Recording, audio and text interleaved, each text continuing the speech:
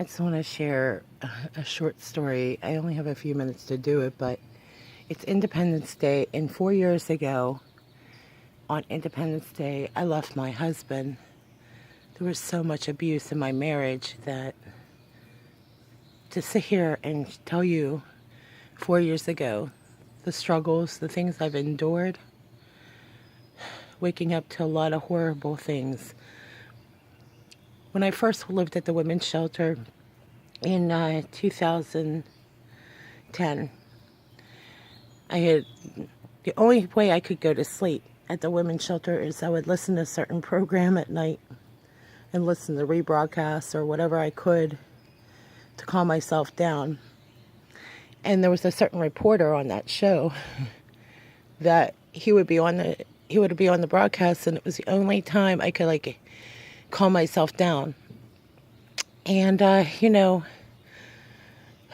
think everything kind of came to this threshold last year at this time. Actually, I just was struggling with so much. I was sick, still recovering from surgery right now, but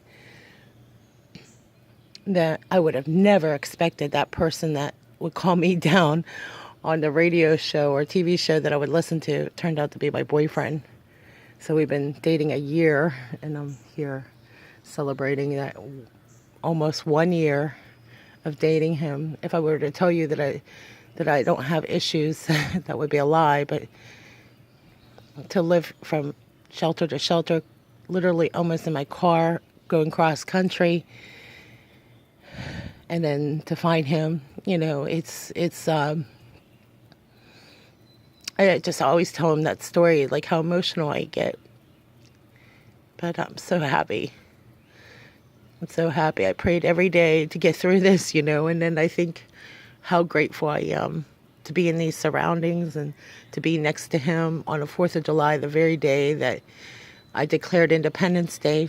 And there's more to that story about Independence Day, because that day, when I was driving cross country back to Pennsylvania, I had no idea that I was driving cross country. I end up living in Freedom, Pennsylvania, much less near Constitutional Boulevard. And now today I'm in the nation's capital in Washington, D.C. on 4th of July. Here we are 4 years later.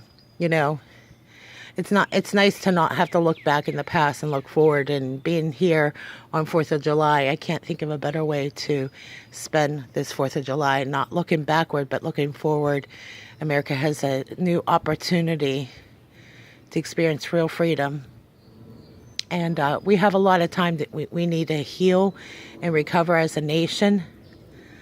It's nice to take it down a few notches and just get grounded again, centered on the things that America needs to be centered on. It seems to work for all of us. We all need to find our center, maybe more than one time a day, maybe more like 20.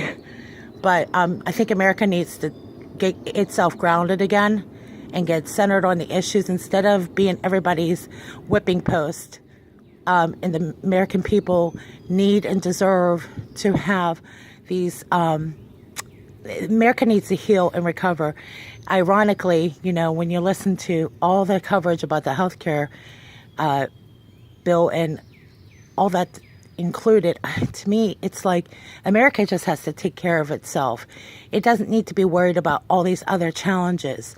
If we can do that without interfering with all these huge obligations we seem to always take on, I mean, it makes no sense. It actually defeats the point of getting real healthcare coverage. And healthcare coverage means taking care of yourself first. And by taking care of ourselves first as a nation, as people, as individuals, things seem to fall into place. But if we don't allow that, then we're right where we are. So I look at it the same way with what's going on in our personal lives. If you're not centered and focused on something, it's obviously not going to come to pass. Could you have told me that in 2010 when I was shaking and shivering at night in a whole different state? I would have never believed it, but it's obviously something. We all have that premonition. If we believe something so strongly, it's most likely going to come to pass. But in this case, I could have never expected that to happen.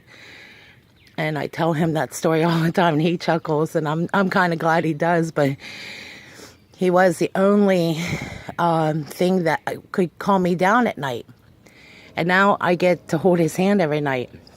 Who would ever had a story like that? How many people can you really meet that have a happy ending? And here's to new beginnings, honestly, being on 4th of July. So I want to just wish everybody a happy 4th of July on this Independence Day. Thank you for listening.